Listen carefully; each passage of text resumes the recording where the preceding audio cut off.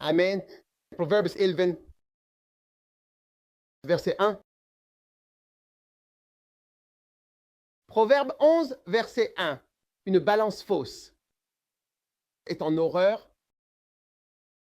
auprès du Seigneur, mais un poids juste lui est agréable. Amen. Maintenant, la vie sur terre, oui, elle est faite de nombreuses choses, pas d'une seule chose. Le ministère est composé de nombreuses choses. Il doit y avoir peut-être 24 choses que je fais en même temps aujourd'hui. Oui, il doit y avoir au moins 24 choses différentes que je fais en ce moment.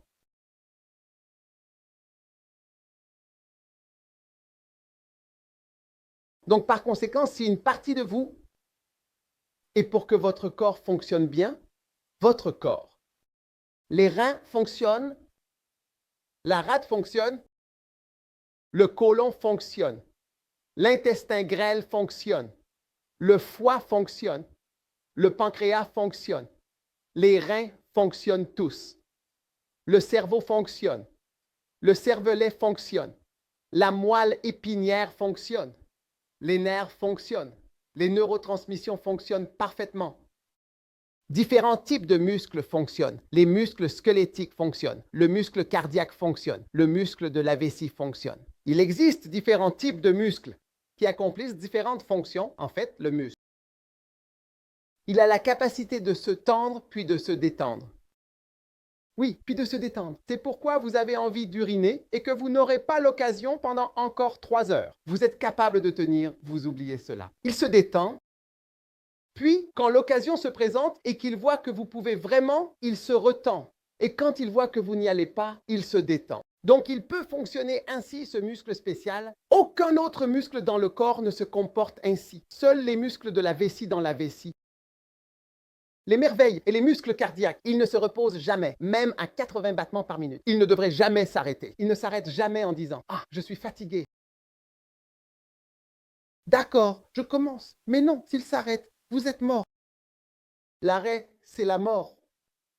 Même pendant une seule minute, c'est incroyable. Un rein élimine l'urine de votre sang. Le pipi que vous faites, ce pipi était dans votre sang. Pouvez-vous imaginer cette odeur nauséabonde d'urine pleine d'ammoniac et qu'elle était dans votre sang? Oui, cela vient de la viande et des choses que vous mangez.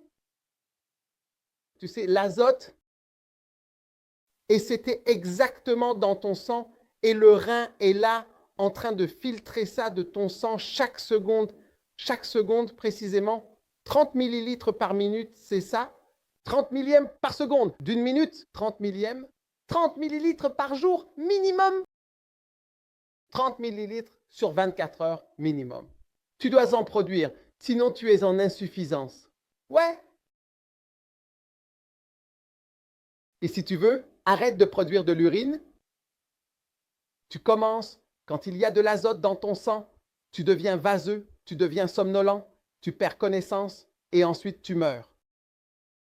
Donc si ton rein cesse de fonctionner, c'est fini. Alors, le corps que tu vois est un miracle d'équilibre, un miracle de plusieurs choses qui fonctionnent et s'équilibrent en même temps. En même temps, c'est ça, le miracle du corps. Et nous sommes le corps du Christ. Donc nous devons juste fonctionner comme ce corps fonctionne, avec différents aspects qui agissent en même temps. Ainsi, le ministère des laïcs est l'art de l'équilibre. Travailler dans le monde séculier, travailler dans l'Église, prier, se marier, élever des enfants, gagner de l'argent, faire tout ce qui est nécessaire en lien avec tes proches, tes parents. Quelles autres responsabilités avons-nous? Voter, les droits civiques, les responsabilités civiques, tout ce que tu es censé faire, payer tes impôts, tout doit être fait. Regarde. Ce que nous devons accepter et réaliser, c'est que beaucoup d'entre nous sont paresseux par nature.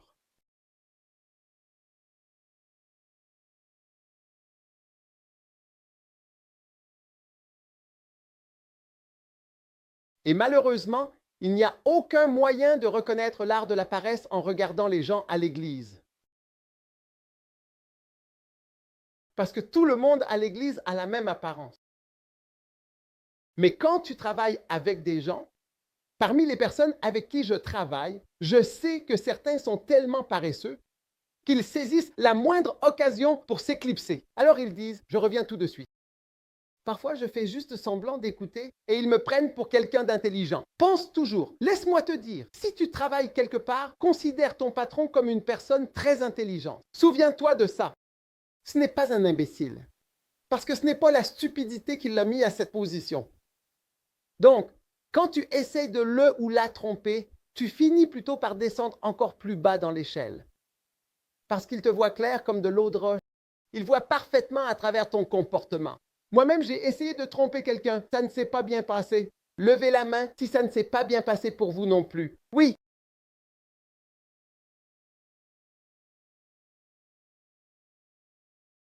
Et quand tu es en bas de la montagne et que quelqu'un a une mauvaise opinion de toi, c'est comme grimper une montagne. Il faut beaucoup d'efforts pour remonter. Oui. Donc, l'acte d'équilibrer les choses.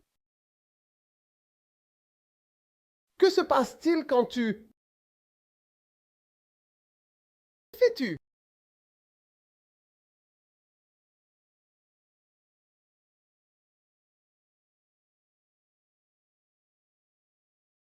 Au moment où elle devrait être réveillée, elle dort comme un cheval mort.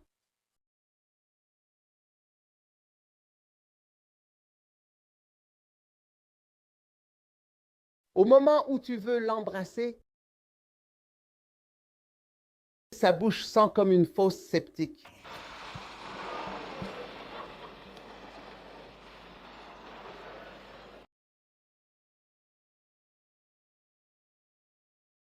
Elle ne pense pas à se brosser les dents.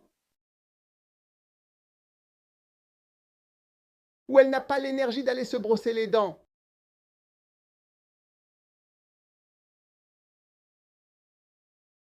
Elle peut se réveiller au moment où tu as besoin de manger. Elle ne se souvenait pas d'organiser les repas. Elle n'a jamais pensé à ce genre de choses. Ce n'est même pas dans son esprit. Au moment où enfants vont à l'école, elle ne peut pas se réveiller. Elle ne peut même pas regarder. J'ai rencontré des pasteurs qui m'ont dit, écoute, mes enfants ont été élevés par des aides ménagères ou des nounous ou peu importe, parce que Madame la Reine ne peut pas se réveiller. Une personne m'a dit, mes enfants ont été élevés par celui-ci. Il a désigné un homme. Il a dit, mes enfants ont été élevés par cet homme. Cet homme a élevé mes enfants, mais ma femme ne fait rien. Un grand homme de Dieu a dit, ma femme ne fait rien. Oui alors, quand tu épouses une femme paresseuse, oui, la plupart de tes besoins ne seront pas satisfaits. La raison pour laquelle tu te maries, tu verras que ce n'est en fait pas le cas. Oui.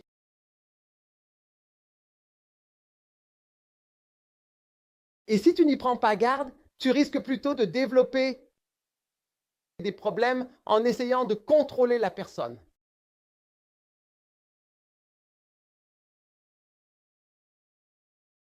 Ouais.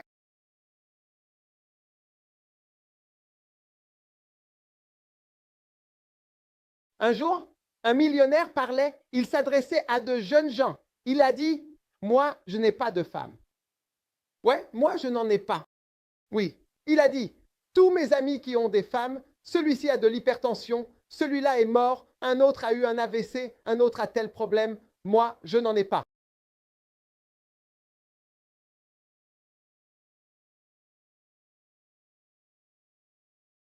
Oui, bien sûr, comment contrôler une personne paresseuse?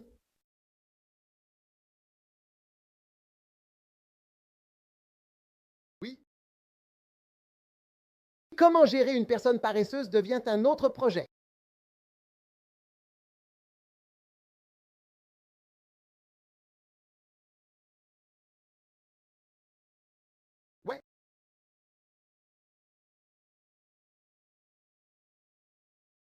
Un jour, j'ai rendu visite à un homme. Lui aussi n'avait pas de femme. Et je lui ai dit que j'allais lui amener quelqu'un. Il a ri.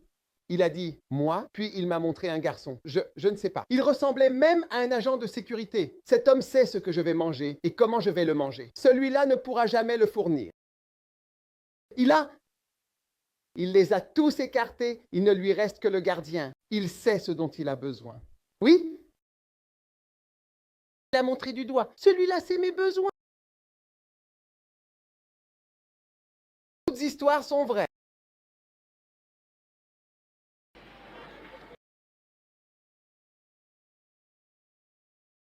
Donc, le ministère consiste à trouver un équilibre. Et les personnes paresseuses ne veulent pas faire partie du ministère laïque. La paresse est le principal obstacle au ministère laïque. Tu me vois venir ici pour prêcher et repartir et tu penses qu'il n'y a rien à faire. C'est pour ça qu'on vient juste, on ouvre la Bible, on parle un peu, puis on s'en va. Tu ne sais pas. Tu ne sais pas.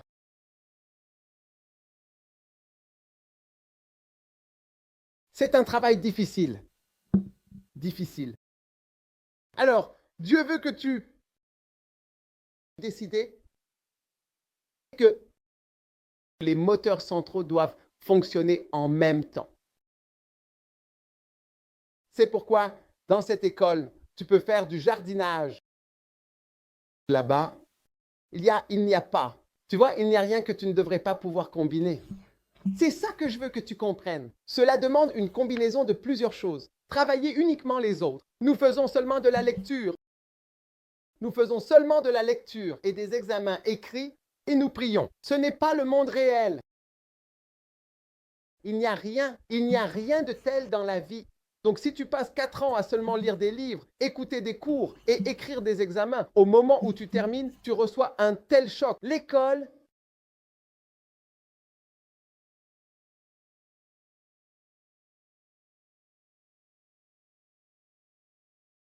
en fait, quand nous allons passer en revue ce que nous appelons les options laïques demain. Les options laïques. Quand nous passerons en revue les options laïques, l'école devrait se mobiliser avec toutes les différentes personnes dans l'école qui savent faire différentes choses pour les mettre en œuvre. Si tu es chef cuisinier, tu devrais l'utiliser, le mettre en œuvre et enseigner aux autres si tu le peux. Oui, tu es un chef cuisinier. Oui. Regarde, un chef cuisinier. Mon chef a voyagé partout dans le monde. Partout dans le monde. Il a voyagé partout dans le monde parce qu'il est chef cuisinier. Oui, parce qu'il est chef cuisinier. Parce que non pas parce qu'il est allé à l'université, mais parce qu'il est chef cuisinier. Oui. Et tu vois, j'ai rencontré un pasteur une fois. Quand il peint, il peut te peindre. Il peut fabriquer de la peinture. Et je lui ai demandé, pourquoi ne peins-tu pas? Pourquoi ne l'utilises-tu pas? Parce que je suis médecin, je l'utilise. Je pratique encore la médecine. Pourquoi ne l'utilises-tu pas? Les gens éteignent les moteurs. Un avion avec 6 ou 8 moteurs, ils ont éteint la plupart des moteurs et utilisent un seul moteur. Et ils disent que Dieu ne les bénit pas.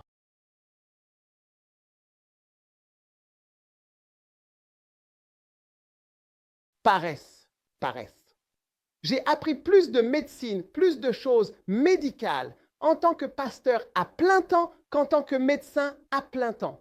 J'ai appris davantage et j'ai fait plus de choses. Je suis maintenant un médecin ou un praticien médical assez expérimenté dans beaucoup de domaines. Oui, je peux te dire ceci, cela deviendra cela, ceci sera cela. Beaucoup de choses.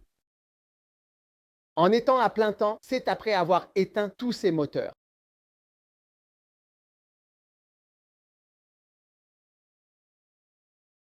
Écoute, tu dois comprendre que le ministère est l'art d'un bon équilibre entre de nombreuses choses, toutes en fonctionnement. Oui. Comment faire tout ça? Comment cet endroit a-t-il été conçu? Comment a-t-il été construit? Comment a-t-il été supervisé? Et les autres choses que nous faisons, et toutes ces autres choses, et les livres, et ceci, et les croisades, et peux-tu imaginer le nombre de choses différentes qui sont en train d'être faites? Donc, le ministère est l'art de l'équilibre. Et quand tu es dans le ministère laïque, tu es en train d'équilibrer certaines choses. Quant à prier, prêcher, partager la parole, cela fait toujours partie des moteurs, mais il y a toujours d'autres moteurs aussi. Même si tu m'appelais aujourd'hui un pasteur laïque. Parce que je fais de l'architecture, je fais de l'ingénierie, je fais de la gestion de projet, je fais du travail juridique, disons que je fais du service traiteur,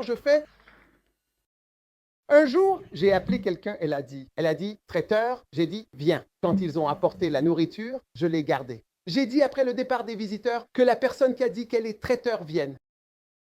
Quand ils sont venus, j'ai dit, coupe, mange, croque. Tu peux mordre dedans? Qu'est-ce que tu as apporté là? C'est quoi ça? Tu appelles ça du poulet? Un traiteur?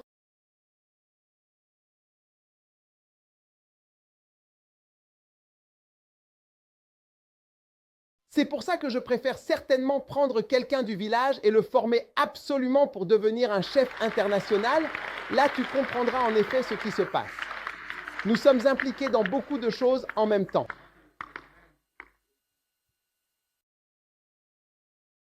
Si tu n'as rien, aucun métier, rends grâce à Dieu. Si tu as juste suivi une formation, quelle qu'elle soit, tu dois y ajouter quelque chose.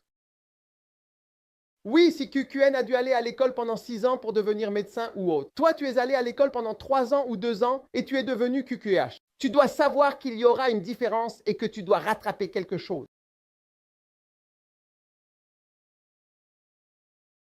Et si tu n'as pas de travail et que tu es ici, que tu ne connais aucune compétence ou quoi que ce soit, mais regarde-moi, j'ai pas peur. Si tu es tailleur de métier, je n'ai aucun doute. Si Dieu t'a appelé, à moins que tu n'aies pas été véritablement appelé, oui, là c'est autre chose. Quand ton entreprise de couture grandira, tu deviendras le tailleur principal de la ville et tu construiras encore plus de choses avec ce talent. Le problème, si Dieu t'a appelé, cela t'aidera au contraire. Ça t'aidera vraiment. C'est tout. Ça t'aidera simplement à aller de l'avant. Ouais. Alors, frères et sœurs, tout le monde dans le ministère doit trouver un équilibre. Quoi? Quel est le mot équilibre? Quel est ce truc d'équilibre? L'équilibreur. Je suis en train d'équilibrer les choses. Regarde, pendant que je suis ici, j'ai aussi plein d'autres choses en tête. Je veux aller ici, je veux faire ça, je dois le faire. J'ai arrêté ce que je faisais hier. Ouais, je me suis arrêté au milieu parce que je voulais dormir pour pouvoir me réveiller. Alors je me suis arrêté. Si j'avais continué, je n'aurais pas pu dormir si je ne dors pas. Je ne peux pas me réveiller si je ne me réveille pas. Je ne peux pas prier. Je dois faire ça, je dois prêcher, je dois faire ceci, je dois lire d'autres livres. L'histoire que je vous raconte à propos de Brown, comment pourrais-je la connaître sans lire? Je ne peux pas savoir. Je dois aussi lire ma Bible. Tu vois, beaucoup m'ont envoyé ce que j'ai, des milliers depuis mon lit. Je n'ai pas vérifié mon téléphone ni aucun message d'anniversaire. Merci à quelqu'un, je ne l'ai pas lu. Tous ceux qui m'ont souhaité un joyeux anniversaire, je ne les ai pas lus. Et quelle est la date d'aujourd'hui? Le 25. Parce que ça prend du temps de vérifier et je n'ai pas eu le temps de le faire et d'équilibrer tout ça. C'est la réalité. Quand tu vas quelque part. Tu as commencé. Oh, et évêque, tu sais, et je ne travaille plus dans ces entrepôts frigorifiques. Je n'y prends pas vraiment de plaisir, et on doit y aller, on doit y aller. Et évêque, honnêtement, mon cœur est avec Dieu, tais-toi, on n'arrive tout simplement pas à équilibrer, on n'arrive pas à équilibrer les choses, c'est tout. Ton cœur est avec Dieu, et mon cœur est là où il est. Où est notre cœur?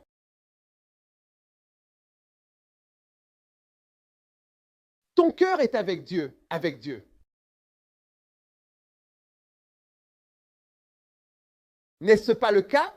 Oui, mon cœur est avec Dieu. Ton cœur est. Nos cœurs sont avec Dieu. Nos cœurs sont avec Dieu. Mais l'essentiel, c'est d'accepter et de savoir que nous équilibrons que nous équilibrons les choses. Je veux dire, sais-tu ce qu'il équilibre pour être ici? Quel que soit l'évêque dans le temple, c'est un danseur étoile. Il a une église. Il a plus de 100 antennes et plus d'une centaine de pasteurs dans son diocèse qu'il dirige. Il construit 17 bâtiments technologiques en même temps. Il s'occupe des enseignants avec des ingénieurs, des architectes, des plans, de l'argent, ceci et cela. En plus de cette école Anakazo qu'il supervise ici, il supervise aussi des collègues, beaucoup de choses. Et il a une femme, il a des enfants, il a un fils, il en a un petit, un grand, toutes sortes de choses. Il a un parent. Il va, tu le vois partir dans le vide. Il va voir son père, sa mère, tout ça. C'est un équilibre. Tout le monde est un artiste de l'équilibre, je te le dis. Alors quand tu te lèves et que tu dis non, évêque, tu sais ce que je fais là. Mon cœur est avec Dieu, mon cœur est dans le ministère, tu dis. En d'autres termes, je me sens paresseux et je ne veux rien faire, je veux juste recevoir.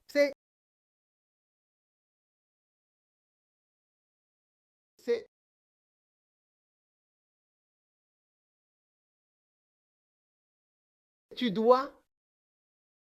Et quand le ministère peut se permettre de te soutenir, tu vois, l'onction grandit et le travail grandit avec l'onction.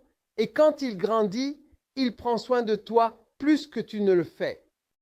Quand tu entres dans le ministère à 100, je pense qu'on devrait l'appeler ministère 100, mais ce n'est pas un ministère photo, c'est le ministère 100.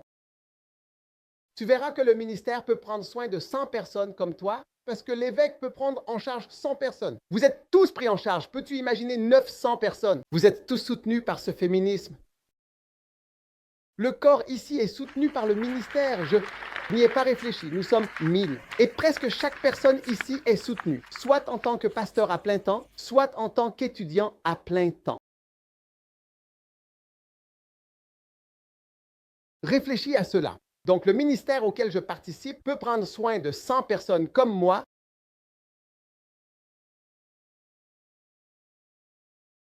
Et toi, tu as 23 personnes. Tu veux être peu importe quoi. Bien sûr, c'est pour cela que nous n'irons jamais dans ces endroits, parce que vous ne voulez pas y aller et vous ne voulez pas en payer le prix. Vous ne voulez pas faire de sacrifice. Vous ne voulez pas être une bonne personne et vous ne suivez pas la sagesse que Dieu nous a donnée.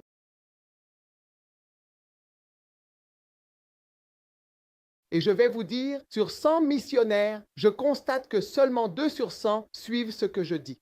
Oui, si j'ai 100 missionnaires, 100 pasteurs, seuls environ 2 suivent ce que je dis, d'après mon expérience. Tu feras partie des 2.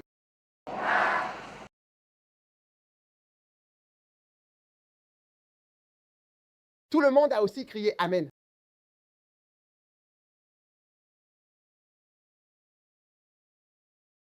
Ésaïe 56.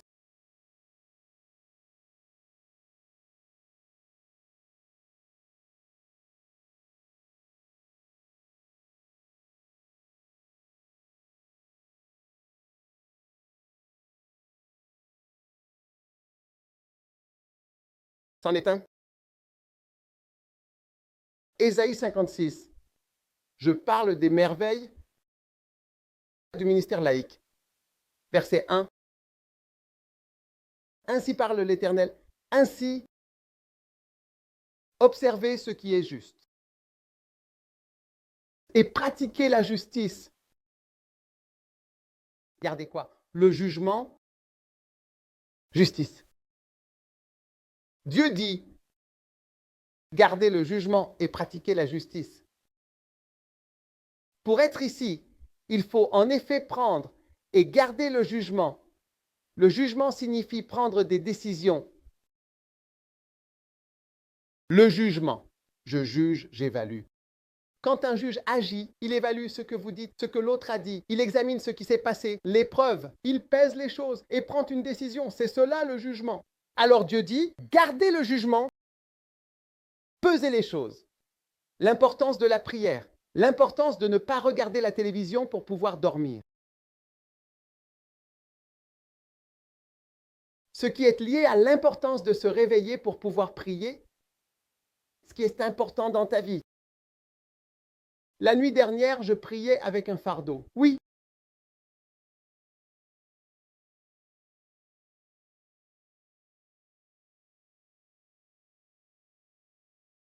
quelqu'un a eu un accident, je ne sais où, mais c'était pendant la nuit. Je pouvais entendre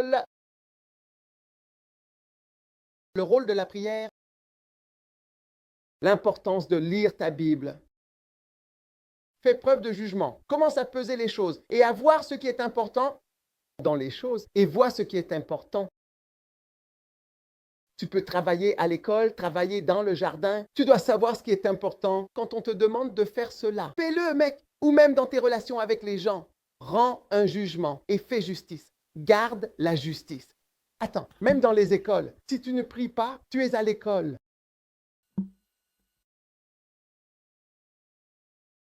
Un jeune a pris une photo, ils étaient 50, je crois, à l'école biblique. Et un jour, il regardait ces vieilles photos. Il faut toujours prendre des photos de classe. Et il parcourait les photos. Et je crois qu'une autre personne était les seuls encore en vie. 2 d'entre eux. Les autres n'étaient plus en vie. Et lui et cette personne étaient les seuls à être encore dans le ministère. Les autres sont devenus soudeurs. Celui-ci est devenu soudeur. Celui-là est devenu ceci ou cela. Ils ont quitté le ministère. Oui, ils sont partis. Il ne partira pas. Ils sont partis. Ils sont partis. Et il prenait une photo quelques années plus tard. Il était le seul encore en vie avec l'autre gars. Parce que si Dieu t'a appelé, ta vie en dépend. Si Dieu dit, va, tu ferais mieux d'y aller. Ta vie en dépend. Tu n'as jamais vu un jeune être enterré auparavant, tu verras. Ça arrive. Sauf toi. Tu assisteras, mais ce ne sera pas toi, au nom de Jésus. Alors il est temps pour toi de commencer à évaluer ce qui est juste, le nécessaire dans ta vie et d'équilibrer les choses. Prier, lire ma Bible, prêcher, aller travailler. Et quand tu vas au travail, comment travailler au travail? Rien qu'aujourd'hui, je t'ai donné ces conseils plusieurs fois. Ne mens pas et n'essaie pas de tromper des gens intelligents. Ils te voient clair comme de l'eau de roche. L'autre jour, mon fils me disait, comment sais-tu les choses?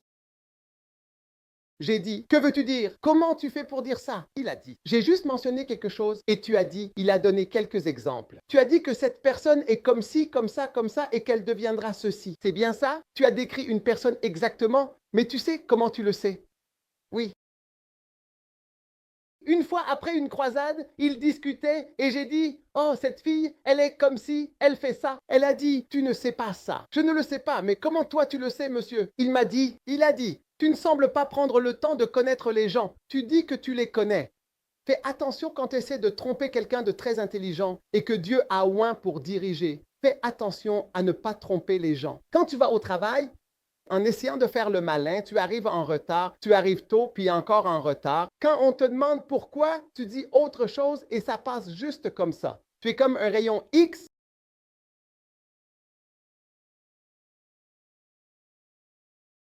Tu dois peser les choses et savoir ce qui est important. Un jeune homme allait travailler quelque part en Angleterre. C'est son oncle qui lui a dit. Il a dit, écoute, quand tu vas au travail, c'est ta première fois pour les 3 premiers mois. Arrive à 7 heures du matin. Tous les jours, le travail commence à 8 heures. Arrive à 7 heures. Pendant 3 mois, ils t'associeront à quelqu'un qui arrive tôt. Après cela, même si tu arrives en retard, ce ne sera jamais un problème. Oui, donner des conseils.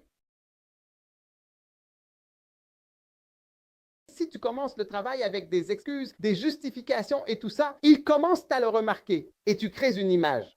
Donc, même plus tard, quand tu dis « je ne peux pas venir, je dois faire ceci », celui-là est très... Commence à peser les choses et à savoir ce qui est important. C'est important. C'est important. Cette relation est importante, le mariage, le sexe, très important. Toutes ces choses à équilibrer, tu penses que ce ne sont que des détails, mais elles sont en réalité au sommet de notre vie ici sur Terre. Elles doivent être équilibrées et soigneusement réfléchies. Donc il dit, écoute, parce que la clé maîtresse que je te donne, les merveilles du ministère laïque, est la clé maîtresse de la fécondité. Regarde, Ésaïe 56. Garde la justice et pratique l'équité. Sois juste avec toutes les différentes choses que tu essaies d'équilibrer. Mon salut est sur le point d'arriver. Mon salut est proche. Et ma justice va être révélée. Donc Dieu dit que son salut passera par toi. Le salut sera prêché à travers toi. Sa justice sera prêchée à travers toi. Alors commence à être juste et équitable et pèse soigneusement les choses. Équilibre ta vie avec soin. Équilibre tous les aspects de ta vie. Cette partie, les relations, église, école, examen, travail au jardin, de cette manière, tous les domaines, tous les aspects, équilibre-les. Parce que le salut va être prêché à travers toi et la justice va venir de toi.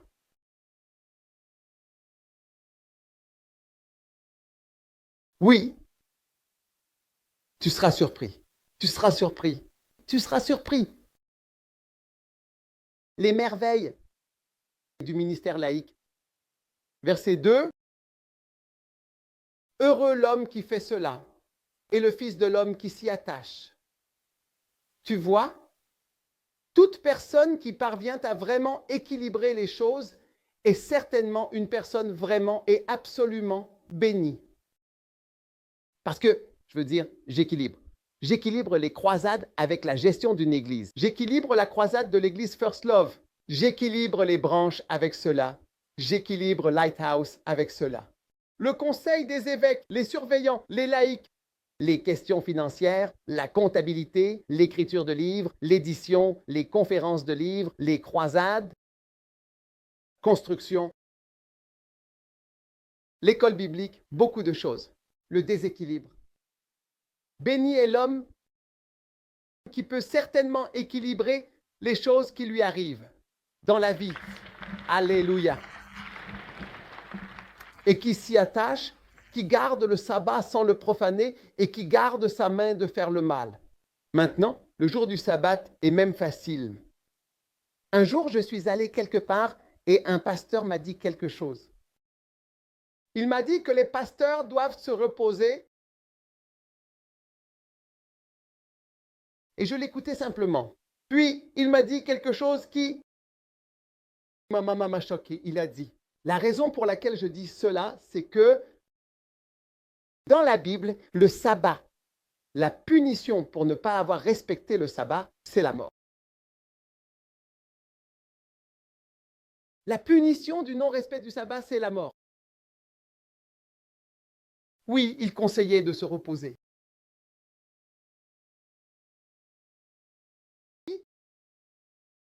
C'est comme comment équilibrer toutes les choses que tu dois faire et aussi le sabbat où tu ne travailles pas.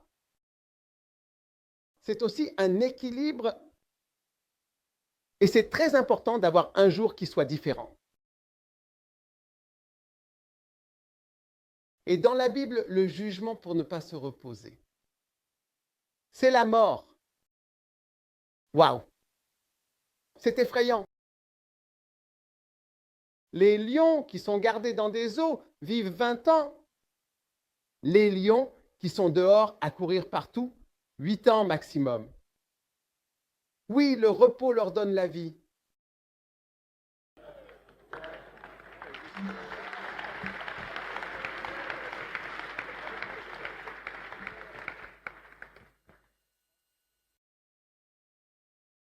Écoute, qu'est-ce qui va se passer? Il y en a 3 non plus. Que le fils de l'étranger qui s'est attaché au Seigneur, combien d'entre vous réalisent que vous êtes un fils d'étranger? Genre, d'où viens-tu? Je veux dire, toi, tu viens de nulle part, n'est-ce pas? Tes origines sont trop lointaines. Tu n'as pas ta place ici. Des gens bien servent Dieu, toi, tu t'es ajouté.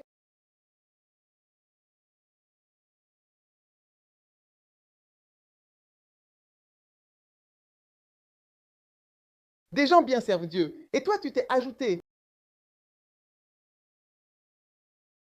Tu es le fils d'un étranger. Nous sommes tous des fils d'étrangers. Mais certains d'entre nous sont encore plus étranges. Ta présence ici est tellement étrange. Combien se lèveront pour dire que ta présence est en réalité quelque chose d'étrange? Ta présence ici est en fait assez étrange.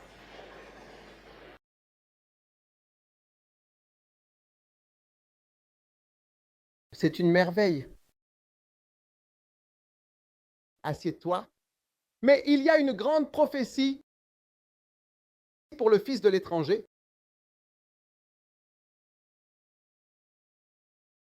Il est écrit que le fils de l'étranger qui s'est attaché au Seigneur ne dise pas, le Seigneur m'a certainement complètement séparé de son peuple. Ne pense jamais que tu es séparé. Dieu ne t'ajoute pas à son peuple. Mais j'aime encore plus le passage suivant. Il a dit, non plus, que l'eunuque ne dise pas, voici, je suis un arbre sec.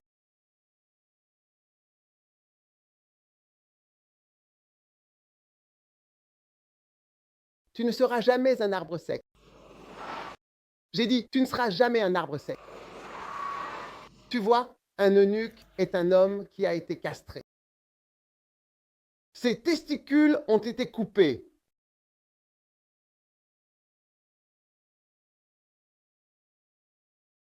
Tu sais comment ils font?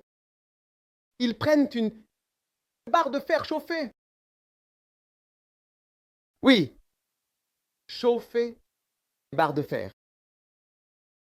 Couteau. Et ils tiennent les testicules. Je l'ai vu une fois. Oui. Et Dib, il le brûle. Ouais. Beaucoup en meurent à cause de ça. Mais si ça guérit, il ne reste plus rien. Oui. Plus de testicules, plus de désir, plus de sperme ainsi que plus d'érection. Plus d'intérêt. Pour aucune femme. Plus d'érection. Lien sexuel. C'est un arbre sec. Il ne pourra jamais donner naissance. Il ne peut pas être fécond. Il ne peut pas porter beaucoup de fruits. Et maintenant, il prophétise aux eunuques. Et il dit, hé les eunuques, ne dites pas que vous l'êtes, parce que certains d'entre vous, certaines des choses que vous avez déjà faites, c'est comme si vous aviez supprimé votre fécondité spirituelle, capacité de votre vie. Oui.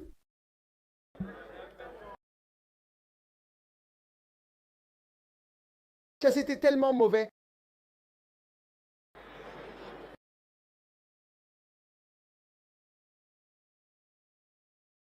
N'est-ce pas? Mais il te dit une parole très bienveillante. Ne dis jamais que je suis un arbre sec. Je suis un arbre sec, comme si rien ne pouvait sortir de moi. Non, non, non, quelque chose peut sortir de toi, même si cela semble impossible.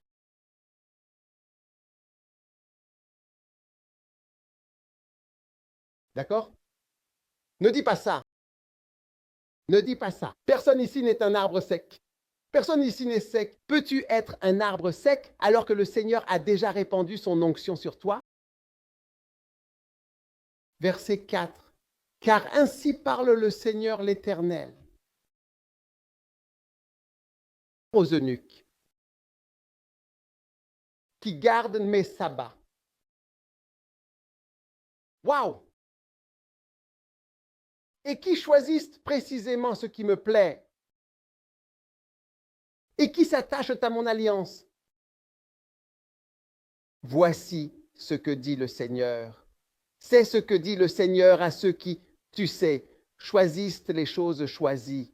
Tu as choisi d'être ici, tu as choisi de venir ici. Personne ne t'a forcé à être ici, tu as choisi d'être ici. Tu as peut-être été un eunuque, mais tu as choisi, tu as dit cela, dit le Seigneur aux eunuques qui choisissent ce qui me plaît et qui gardent le sabbat. Ils sont capables de trouver un équilibre. Parce qu'il faut avoir un bon équilibre pour ne pas aller travailler le jour du sabbat. Si tu ne trouves pas cet équilibre, tu travailles tous les jours. Et s'attache à mon alliance ou s'attache à ma parole. Même à eux, verset 5, je donnerai dans ma maison et dans mes murs une place. Dieu te donne une place. Quand tu parviens à équilibrer les choses, à garder le sabbat, à équilibrer ta vie, à trouver cet équilibre, Dieu te donne une place.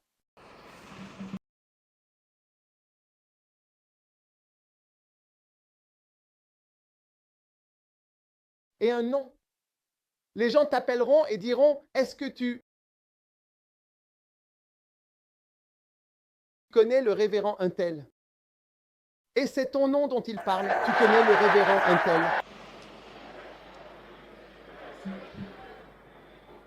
Un jour, on te demandera, qui célèbre le mariage? Oh, le révérend un tel célèbre le mariage.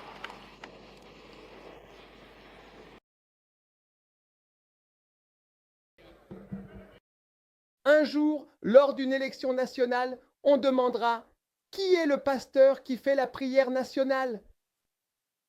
Et ils mentionneront ton nom en disant, oh, révérend un tel, c'est de toi qu'il parle.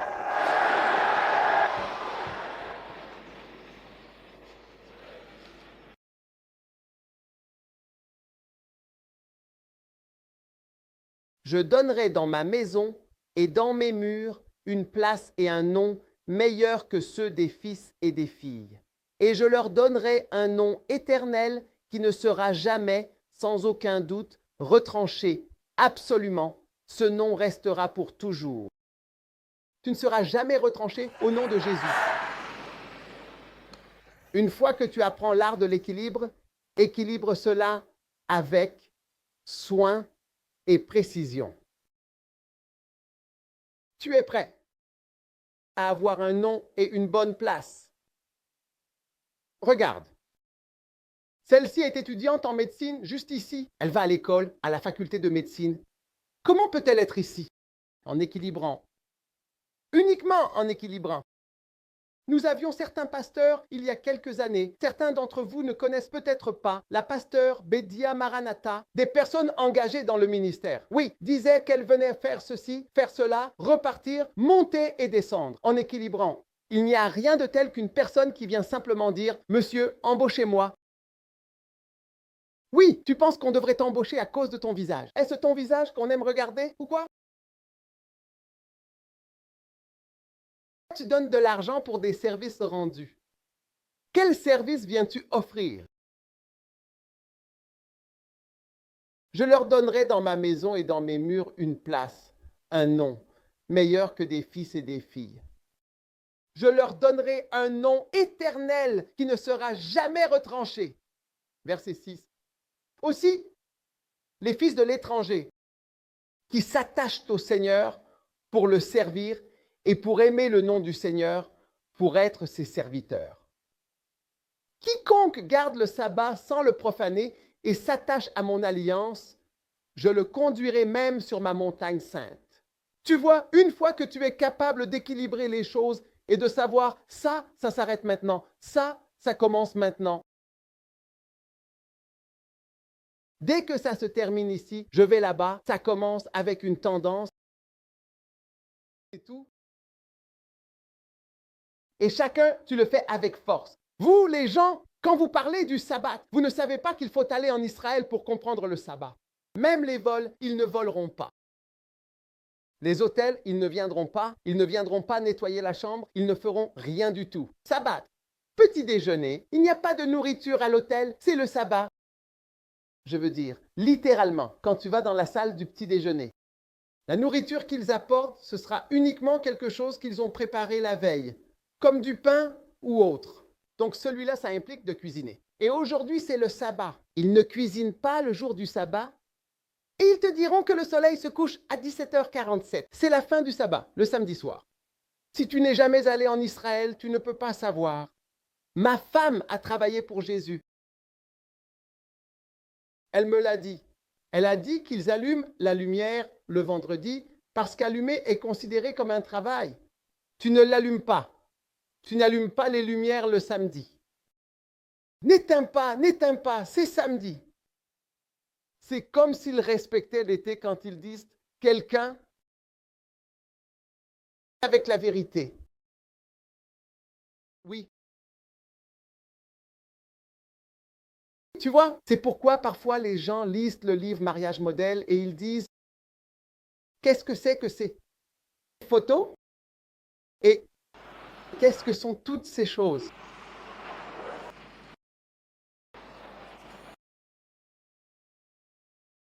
Et alors ils ressentent cela parce que nous prions que ce moteur soit éteint. Attends de voir le dernier qui arrive à la fin.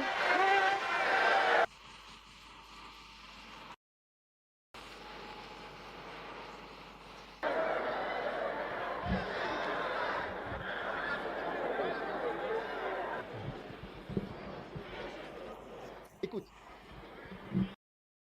écoute. Ce que je dis, c'est que, tu vois, les Juifs, quand ils travaillent, ils travaillent. Et quand ils se reposent, même l'interrupteur, allumer et éteindre, non, c'est du travail. C'est pourquoi, quand Jésus a guéri un malade, ils ont dit, non, tu travailles le jour du sabbat. Comment peux-tu guérir le jour du sabbat? C'est mal pour eux. Tu fais une forme de travail parce qu'ils ont poussé le repos à l'extrême, le travail à l'extrême. Un jour, j'ai rencontré un frère. Il était très triste. Je lui ai dit, que se passe-t-il? Il a dit, l'endroit où je travaille, ils ne veulent pas de moi et ils ne veulent pas me promouvoir. J'ai dit, pourquoi? Il a dit, parce que je ne viens pas travailler le dimanche. Je lui ai dit, pourquoi? Il a dit, ce sont des Juifs. Le samedi, ils ne viennent pas. Le dimanche, ils te mettent au défi, tu dois être là. Il a perdu son emploi, pas sérieux.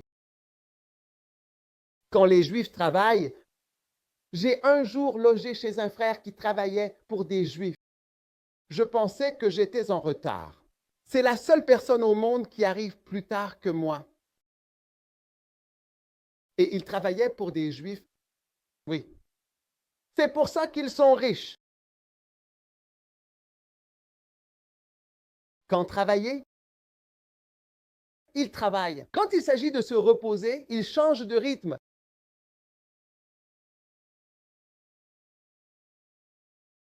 Alors toi aussi, tu dois être comme ça. Tu vois, beaucoup de pasteurs laïcs pensent que, oh, parce que je suis un pasteur laïque, je ne devrais pas prospérer.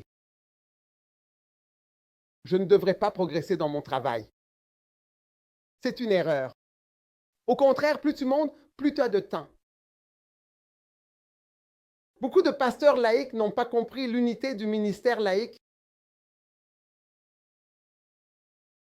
Plus tu montes en tant que laïc, plus tu as de temps libre. Plus tu es ton propre patron, plus tu as de temps pour le ministère. Et en même temps, tu gagnes plus. Oui, donc quand tu travailles, plus tu montes. Si tu travailles pour un patron, le patron, tu sais que ton temps de travail correspond au sien, tu n'as pas vraiment d'horaire fixe.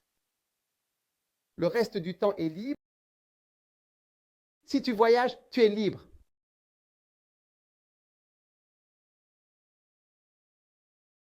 Le ministère laïque, tu dois l'apprendre.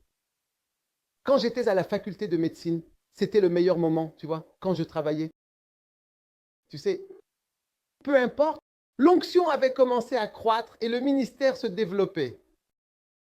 Donc la décision finale était déjà proche à un certain moment, mais c'est pendant que j'étais à l'école que le ministère laïque, savoir-faire, était en plein essor. Oui, j'ai fait la faculté de médecine avec un ami. Quand je m'y mettais, mon ami disait, « Papa, ne le suis pas. Quand il y va, c'est pour apprendre. » Oui, quand je termine, je vais étudier toute la nuit. Oh, l'école, tu me vois marcher là-bas? Nous avons un endroit qu'on appelle le bloc B. Pendant la nuit, je marchais à 2h, 3h du matin. Non pas pour prier, mais pour mémoriser des caprices. Cette mouche vole à cette vitesse, celle-là continue jusqu'au lever du jour. Tout le monde dort. Je rirai alors, et en même temps, quand j'aurai fini, j'irai faire l'église. Ouais, je ne sais pas, je fais ça, donc à cause de ça, je ne le fais pas. Tu attends que tes reins disent qu'ils reviendront bosser en juin.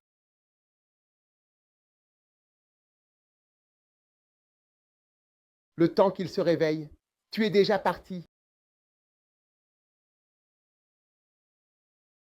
plein régime, tous les moteurs à pleine puissance. En même temps que tu fais ça, waouh, quand il s'agit du mariage, tu fais quoi? J'étais bien-aimé, je faisais du dosage de bien-aimé. J'étais le bien-aimé numéro 1, tu me voyais bouger. Bien-aimé. Dose, à l'école, je faisais 3 choses. Dosage de bien-aimé, église et école. 3, équilibrage.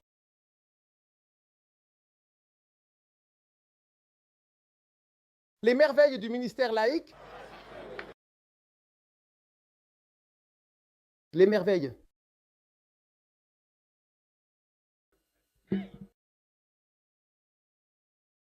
Tu penses qu'on va même aujourd'hui, tu m'appellerais un pasteur laïque. Une grande partie de ce que je fais n'est ni prière, ni prédication. Ce ne serait rien du tout. Comment crois-tu que tout cet endroit a été construit? Va chercher qui est l'architecte. Vois si tu peux en trouver un autre. Si on en a un, ce sera une grande course. Celui-ci de l'architecture. Es-tu déjà venu dessiner ici pour nous? Aucune ligne.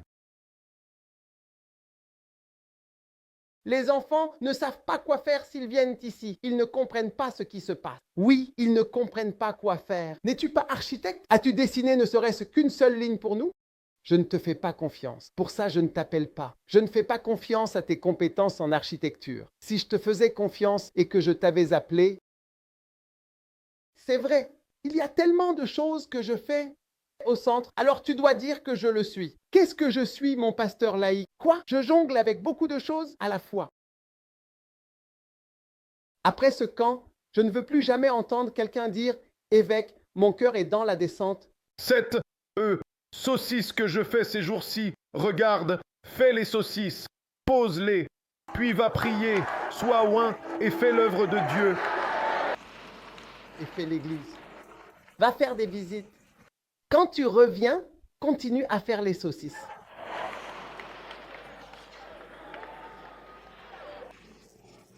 À 100%, absolument. Chacune est complète et totalement équilibrée. Celle-ci commence, celle-ci s'arrête, celle-ci commence, celle-ci s'arrête. Tout est en marche. Arrêtez de nous raconter des histoires. Faites attention quand vous avez affaire à des gens qui sont là depuis un moment. Ils connaissent toutes ces choses.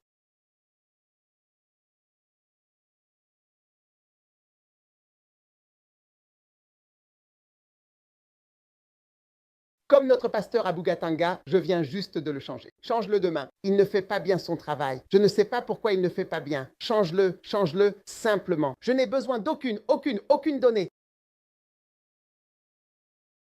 Change-le simplement. Fais attention quand tu as affaire à des gens qui sont là depuis un moment. Ils savent des choses que tu ne sais pas comment. Ils savent les choses. Change ce gars. Tu veux que je te donne des raisons? Je veux te donner des raisons. Ils disent, avec le travail de fabrication de saucisses compliqué, les factures d'électricité sont comme ceci et cela. Est-ce que tu sais qu'il y a certains pasteurs, tu vois, flegmatiques, disons, si tu es flegmatique, combien ici sont flegmatiques? Levez la main droite. Écoute, si tu ne tues pas le flegmatisme, tu seras pauvre quoi qu'il arrive. Et nos sœurs, ça les rend folles quand elles sont mariées à des flegmatiques. Parce que l'homme flegmatique ne veut pas bouger, il ne gagne pas d'argent.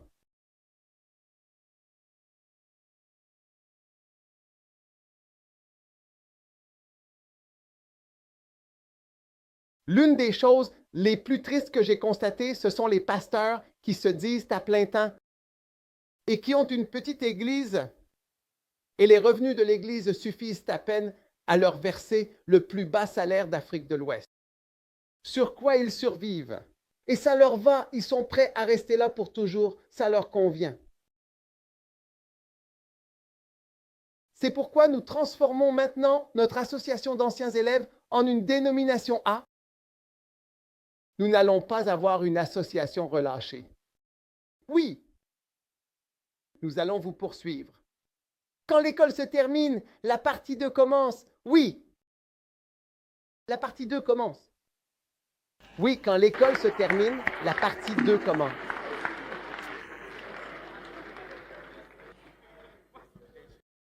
Sais-tu que de nombreux pasteurs sont partis et que l'Église a fonctionné jusqu'à un certain point pour certains d'entre eux? Parfois, quand tu vois les revenus, tu es étonné. Parfois, ça leur suffit. C'est comme s'ils se disaient, je peux rester ici jusqu'à la fin des temps. Ils n'ont aucun rêve de voir plus grand. C'est pourquoi la croissance de l'Église commence par une vision ardente. Ils n'ont aucune vision d'en faire plus une fois qu'ils sont à l'aise. Survivre, c'est incroyable. C'est quelque chose d'incroyable que je n'aurais jamais cru possible. Je pensais que les gens voudraient faire plus et aller plus loin, mais les gens ne veulent même pas plus, a-t-il dit. Ouais, d'accord. Si je peux manger et boire, je suis bien là où je suis. Ce sont des personnes flegmatiques, mais ce ne sera pas ton histoire ni ton témoignage. Au nom de Jésus-Christ, assieds-toi.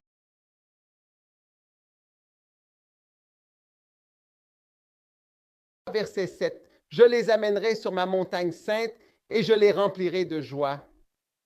Dans la maison de prière, leurs holocaustes et leurs sacrifices seront acceptés sur mon autel, car ma maison sera appelée une maison de prière pour tous les peuples.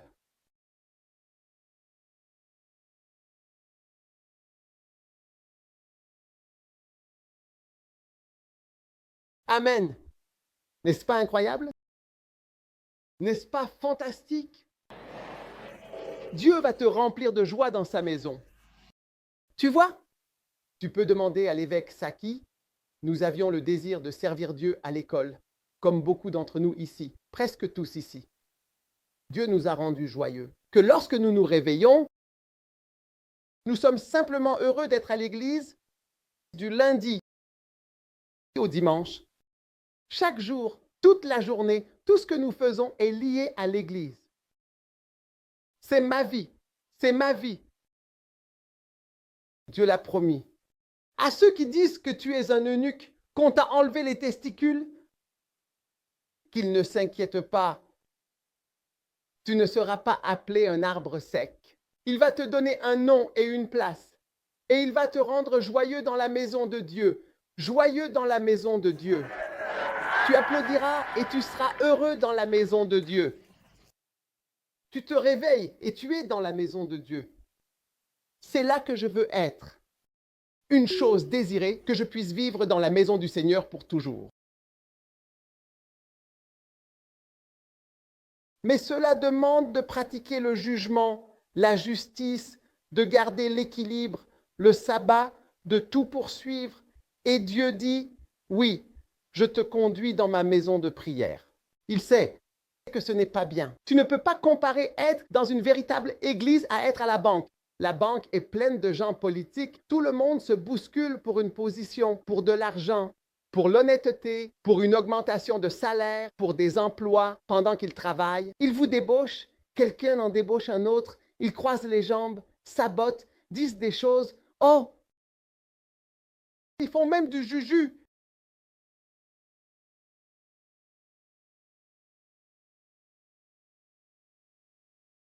Alléluia!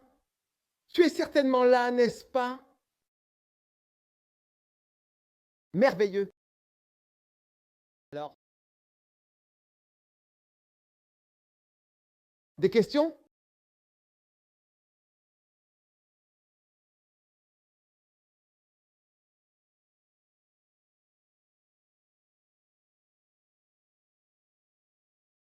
J'écoute.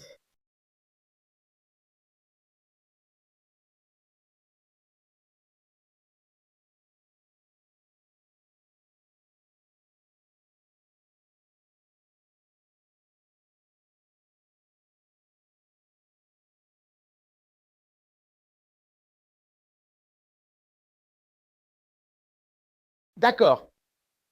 Pour finir, je vais donner ma dernière petite session de la journée. Et je poursuivrai ma session demain. Le ministère laïque est la merveille de faire l'impossible. Et avec ce qui est disponible.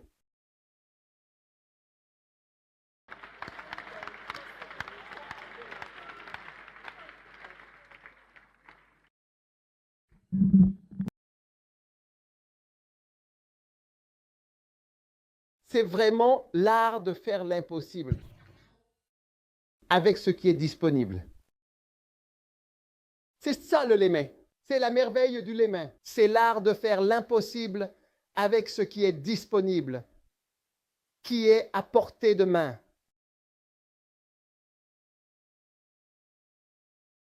Est-ce incroyable? L'impossible avec ce qui est déjà disponible. Maintenant, l'impossible, c'est d'aller dans ces pays et ces villes qui sont même mentionnés. Bafata. Comment aller à Bafata? Tu sais comment faire? Ce n'est pas une petite chose. Et quand tu arrives à Bafata, tu verras qu'il n'y a rien là-bas.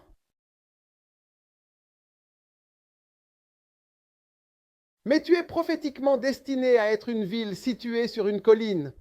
Ainsi, tu ne peux pas rester caché à Bafata si tu y es.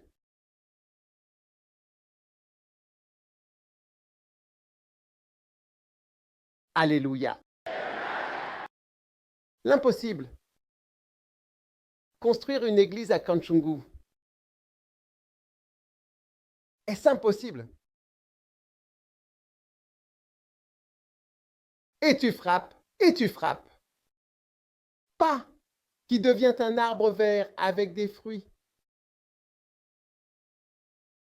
Te souviens-tu du jour douloureux où les testicules ont été enlevés? Et toi, pas, tu commences à avoir des enfants? Ah! Des érections, des désirs? Essayez de faire l'impossible avec ce qui est disponible.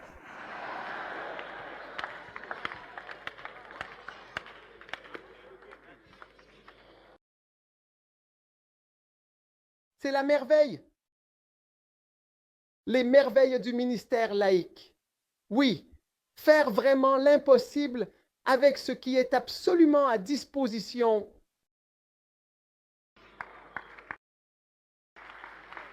C'est fantastique. Il y a beaucoup de choses impossibles devant nous. Ce campus est l'impossible réalisé avec ce qui est disponible. Et c'est une merveille. Nous n'avions aucun endroit pour notre école biblique. Nous sommes descendus la colline, nous avons essayé, nous avons commencé. Nous n'avons pas pu trouver d'endroit. Et nous sommes venus en disant, qu'est-ce qui est disponible? Nous avons un petit terrain ici. Nous avons dit que nous ferions l'impossible avec ce qui est disponible. Tu es la prochaine personne à faire l'impossible avec ce qui est disponible.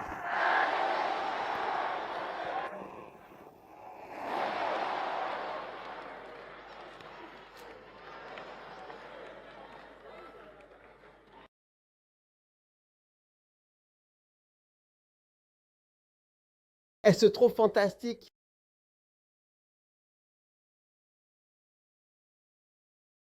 Exode chapitre 3.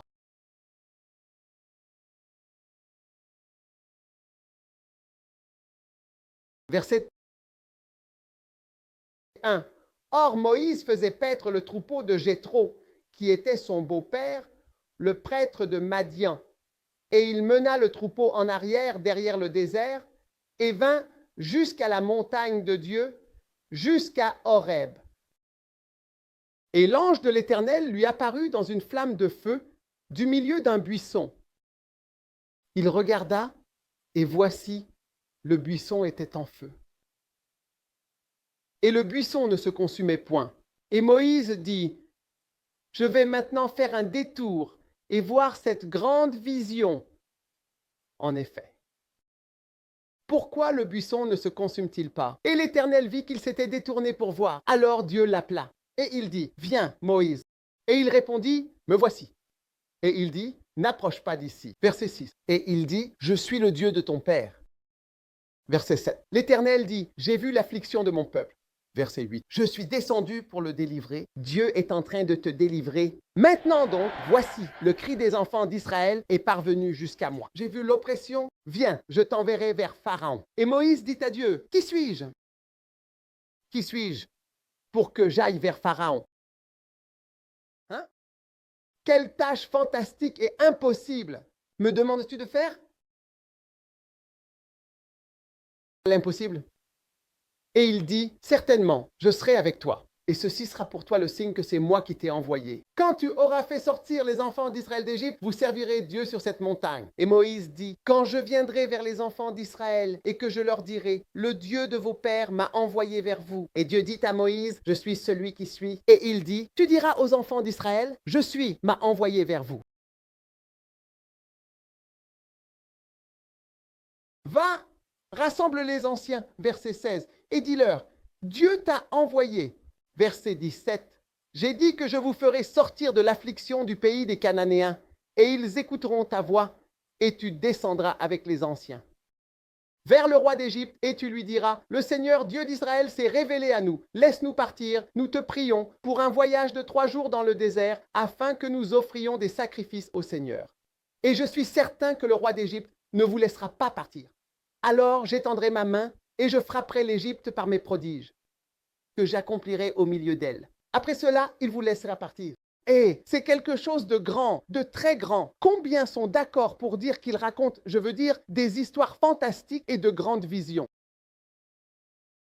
Et je ferai en sorte que ce peuple trouve grâce à tes yeux, aux yeux de l'Égypte. Il arrivera que lorsque vous partirez, vous ne partirez pas les mains vides. Et chaque femme empruntera à sa voisine et à celle qui demeure dans sa maison, c'est une journaliste dans la maison, des bijoux d'argent, des bijoux d'or et des vêtements, et vous les mettrez à vos fils et à vos filles, et vous dépouillerez l'Égypte. Moïse prophétise une prospérité sérieuse. C'est pourquoi je disais que par un prophète, Dieu vous fera entrer dans une prospérité étrange et merveilleuse. Si vous écoutez ce que je dis, vous servirez Dieu et vous prospérerez. Oui. Ce sont des paroles fantastiques du Dieu Tout-Puissant à Moïse. C'est la mission impossible. Tout le monde a dit mission impossible. Mission impossible. Réaliser l'impossible avec ce qui est disponible. Chapitre 4. Et Moïse répondit alors et dit avec gravité, voici, ils ne me croiront pas. Ils n'écouteront pas ma voix car ils diront, le Seigneur ne t'est certainement pas apparu. Verset 2. Et le Seigneur dit, qu'as-tu dans ta main? Qu'est-ce qui est disponible? Et il répondit, un bâton. Un bâton est disponible. Et il dit, jette-le par terre. Je vais utiliser tout ce qui est actuellement disponible pour essayer d'accomplir l'impossible. Alléluia. Accomplir l'impossible avec patience, avec le bâton. Qu'as-tu dans ta main? Pendant tout ce temps, il parlait alors qu'il tenait un bâton. Il ne s'en rendait même pas compte. Qu'est-ce que tu tiens? Qu'as-tu à disposition? J'ai un bâton. Je vais accomplir l'impossible avec ce qui est disponible, qui sont à ma disposition.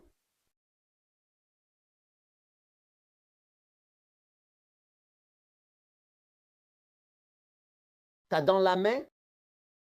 Qu'as-tu? Qu'est-ce que Dieu t'a donné? Que sais-tu faire? Certains d'entre vous savent s'occuper des poules. Certains d'entre vous savent couper les cheveux. C'est ce qui est disponible. Certains savent cuisiner. Certains vous sont médecins. Certains d'entre vous sont avocats, comptables. Je ne sais pas ce que vous savez faire. Qu'as-tu dans ta main? Je n'y avais jamais autant réfléchi. Dieu dit, qu'as-tu dans ta main? C'est exactement ce que je vais utiliser pour accomplir les merveilles que j'ai prophétisées. Quand Dieu te dit, en tant qu'eunuque, que tu ne seras jamais un arbre sec, c'est une chose impossible. Mais, et aussi, Dieu notre Seigneur va certainement te bénir pour réaliser l'impossible. Alors avec ce qui est disponible. Et il dit, jette-le par terre. Il le jeta par terre, et cela devint un serpent, et Moïse s'enfuit devant lui. sans savoir que ce qu'il avait dans la main était magique. Je vois une puissance formidable que Dieu t'a donnée et qu'il a déjà placée dans ta main. Il a mis à ta disposition une grâce puissante. Déjà. Sans savoir que ce que tu as dans la main est quelque chose de fantastique. C'est pourquoi je dis, tu sais peindre, mais tu ne l'utilises pas. Tu ne le fais pas. Tu sais enseigner, mais tu n'enseignes pas. Tu sais tout faire, mais tu as tout laissé de côté. Et Dieu dit, qu'y a-t-il dans ta main? Qu'as-tu?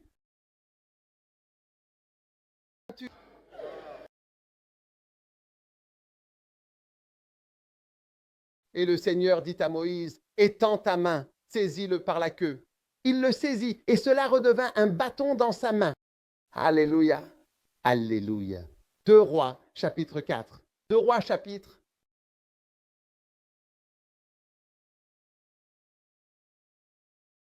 4.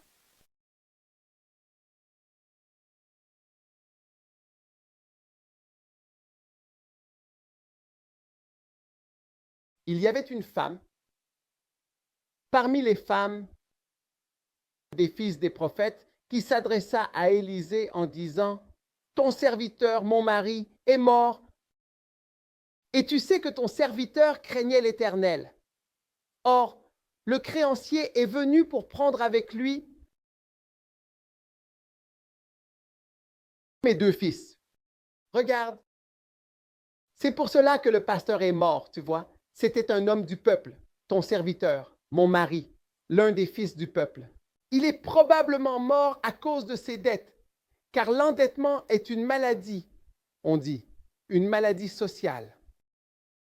Cela provoque de l'hypertension, du stress, et regarde même ceci.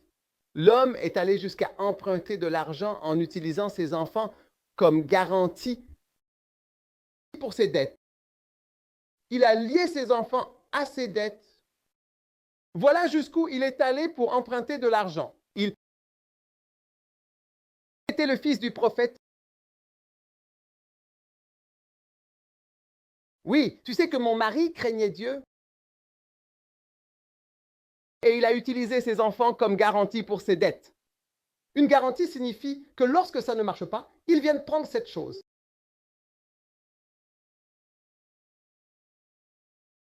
Et Élisée lui dit, que puis-je faire pour toi? Dis-moi, dis-moi, qu'as-tu dans la maison? Qu'est-ce qui est disponible? J'ai besoin de faire un miracle et j'ai besoin de savoir ce qui est disponible actuellement dans le système. Qu'as-tu attrapé dans la maison? Qu'est-ce que tu as exactement? Et il dit, ton mari n'a rien. Tu vois, il y a des gens qui ont toujours l'habitude de dire rien. Quand tu demandes, tu as quelque chose? Je n'ai rien. C'est probablement pour cela qu'il était si rempli. Et elle dit, ta servante n'a rien vraiment, sauf un pot d'huile. Et il dit, va et emprunte. Waouh! Va et fais quoi? Emprunte des vases. Beaucoup. Des vases neufs qui n'ont jamais été utilisés. Et je suis vraiment sur le point de faire l'impossible avec ce qui est absolument disponible. Tu regardes toujours? Oui. Et quand tu seras rentré, tu fermeras la porte sur toi et sur tes fils, et tu verseras dans tous ces vases, et tu mettras de côté ceux qui seront pleins. Alors elle s'éloigna de lui, ferma la porte sur elle et sur ses fils, qui lui apportèrent les vases, et elle versa. Et il arriva ceci. Quand les vases furent pleins, elle dit à son fils, apporte-moi encore un vase. Il répondit, il n'y a plus de vase. Et l'huile s'arrêta. Alors elle alla rapporter cela à l'homme de Dieu, et il dit, va, vends l'huile et paie ta dette. Toi et tes enfants, vivez du reste. Alléluia. Le miracle de la provision, du conseil, des dettes, de l'impossible rendu possible, se réalise en utilisant ce qui est disponible. C'est une merveille. Et vous voyez que beaucoup de nos gens ne veulent pas faire ce qui est à leur portée. Et certains d'entre vous, je ne sais rien de vous. Vous êtes en vie. Vous êtes un jeune homme. Vous êtes fort. Vous pouvez faire quelque chose. Oui, qu'y a-t-il dans la maison? Qu'as-tu dans la maison? Qu'est-ce qui est disponible? Réaliser l'impossible. Sera possible avec ce qui est disponible. J'entends vous, plombiers, des testeurs de canalisation et des peintres. Peindre n'est pas un métier. Et quoi d'autre, hein? Des électriciens, vous devriez utiliser toutes ces compétences pendant que vous êtes ici. Sans relâche tout. Quand j'étais pasteur laïque et que je dirigeais le transport, je connaissais le secret de la prospérité. Le secret, c'était que j'avais un camion et 2 personnes qui le faisaient tourner. Mais je savais qu'il y avait une chose, si je la faisais, je deviendrais riche. Parce que quand mon camion travaille pendant 5 jours, je gagne tellement d'argent, juste 5 jours suffisent. Je ne peux même pas utiliser tout cet argent. Mais le secret, c'était que je devais moi-même m'asseoir dans le camion. Oui, bien sûr. Et si j'avais dû, certainement, parce que ce ministère était déjà exigeant et qu'il était déjà temps de passer à autre chose. Mais si je m'étais assis dans le camion, je ne crois pas. Je ne crois pas en une grande affaire. C'est pourquoi les gens sont pauvres. Tu sais, le grand homme est là, tu sais. Est-ce que tu m'as déjà vu avec un chauffeur? Un chauffeur? Toutes ces choses-là. Je n'ai pas toutes ces choses. Ce n'est pas que je n'en ai pas besoin ou que je ne veux pas. Ce n'est pas une bonne chose. Non, c'est une bonne chose. N'essaie pas de faire le grand. Demain, on en parlera. Oui. Maintenant, nous parlons de faire l'impossible avec ce qui est disponible.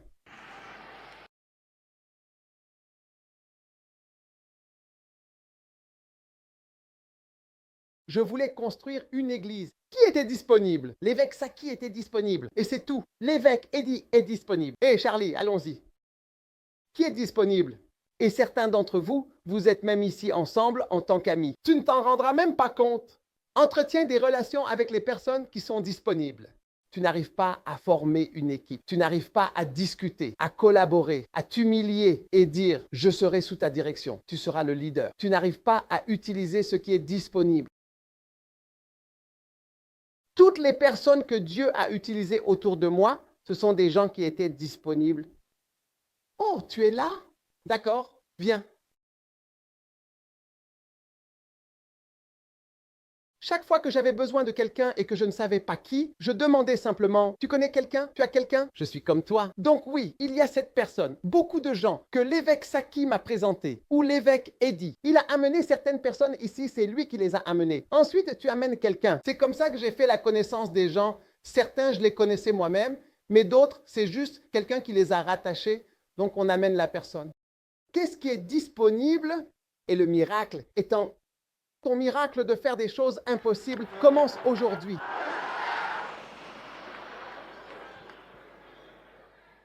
J'adore vraiment ça. Je dis que j'adore vraiment ça. Faire l'impossible avec ce qui est vraiment disponible.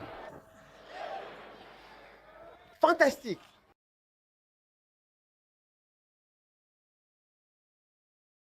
John chapitre 6.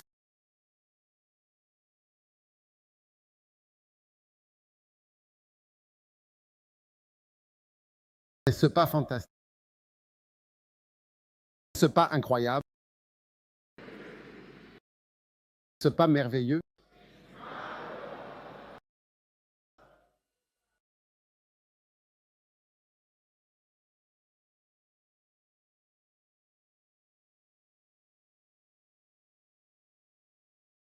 Laisse-moi utiliser Matthieu 14, verset 13. Quand Jésus a appris ce qui s'était passé, il se retira en barque à l'écart dans un lieu désert. D'accord, changeons de version. Oh. D'accord. Et lorsqu'il en eut entendu parler, il se retira.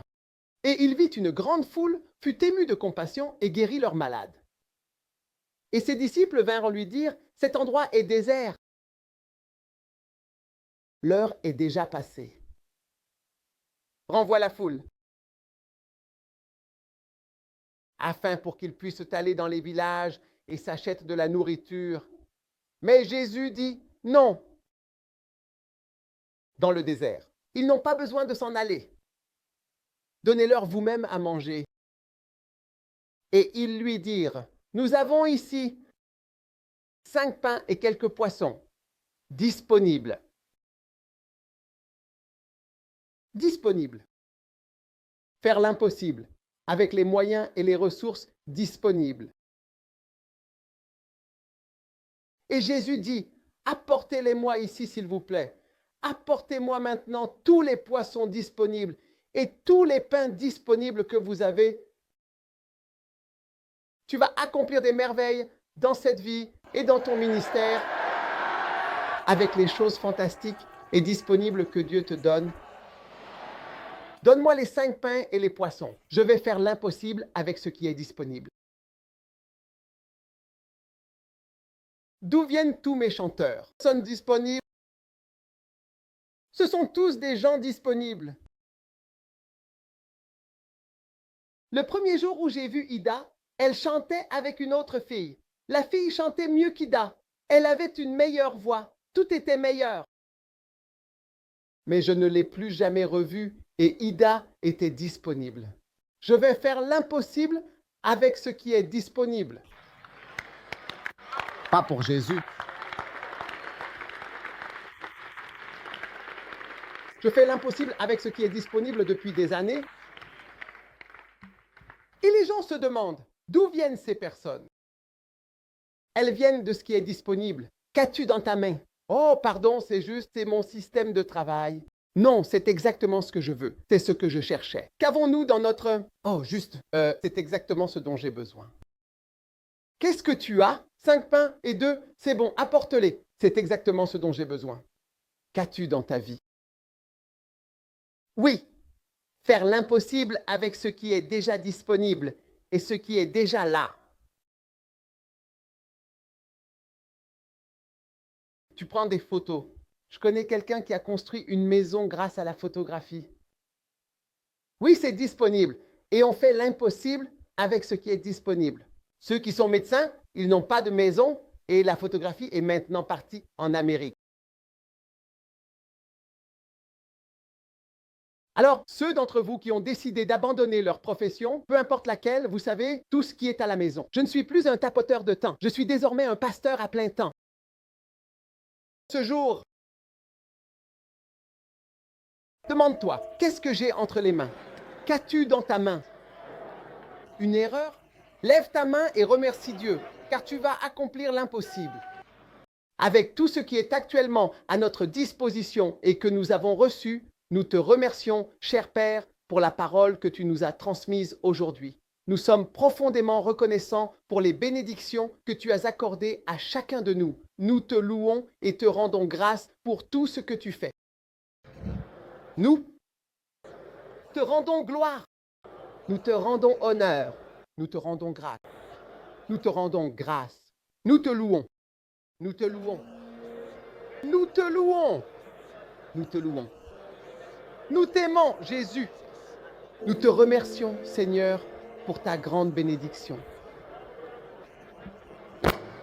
Que ton nom soit sanctifié, que ton nom soit sanctifié, que ton nom soit sanctifié, que ton nom soit sanctifié.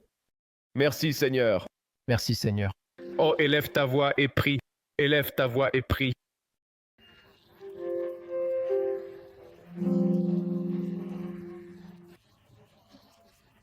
Oh, Dieu va se servir de cela. Disponible pour l'impossible. Makato Shababa Bataya. Vandre Bandawan. Randoranabosh. Vandre Bandawan. Rando. Je suis vraiment un peu de cela. Juste un peu plus. Radovosh. Merci. Jésus. Merci Jésus. Merci Jésus. Merci Jésus. Levez les mains. Jésus, merci infiniment de nous avoir rassemblés ici et de nous avoir révélé la précieuse clé maîtresse pour entrer dans le ministère, y demeurer et prospérer dans le très grand ministère auquel tu nous as appelés. Merci pour les merveilles accomplies en faisant l'impossible avec ce qui est disponible. Nous t'en sommes reconnaissants. Bénis chaque main qui est levée. Qu'elle soit une main décrite comme ayant accompli l'impossible avec ce qui était disponible. Nous te louons. Nous te rendons grâce. Et je sais que ton manteau repose puissamment sur tes enfants. Au nom puissant de Jésus, je prie avec reconnaissance. Et tout le monde a crié Amen. Que Dieu vous bénisse. Vous pouvez vous asseoir.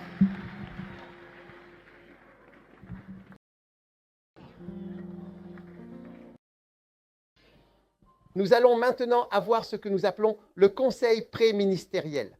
Le conseil préministériel. Chacun ici doit passer par ce conseil préministériel. Et puis beaucoup d'entre vous, du premier laboratoire qui ont été invités à venir ici, vont également passer par cela avec moi. Donc nous faisons différentes choses au camp, mais tout fait partie de ces camps magnifiques et merveilleux que nous organisons. Je fais tout cela en gardant un équilibre entre ceci et cela, afin que je ne sois pas un arbre desséché et que je puisse recevoir les bénédictions du Seigneur. Combien d'entre vous ressentent la présence et la puissance de Dieu dans leur vie? C'est trop fantastique. Et je sais que Dieu va nous utiliser pour accomplir des choses extraordinaires. J'ai juste hâte que vous finissiez l'école. Certains d'entre vous sont impatients, mais moi aussi j'ai hâte que vous terminiez. Hé, je ne peux plus attendre.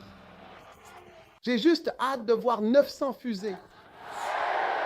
900 Unix qui ne sont plus des arbres desséchés, prêts à être libérés.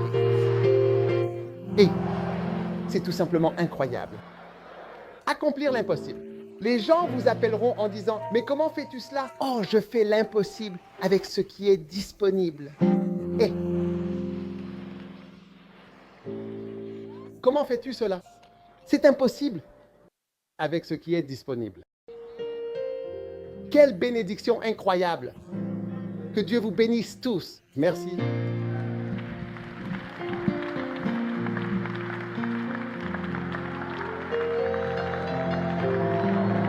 Est-ce que vous vous levez? Est-ce que vous vous levez? Est-ce que vous applaudissez pour le Seigneur? Est-ce que vous applaudissez pour moi?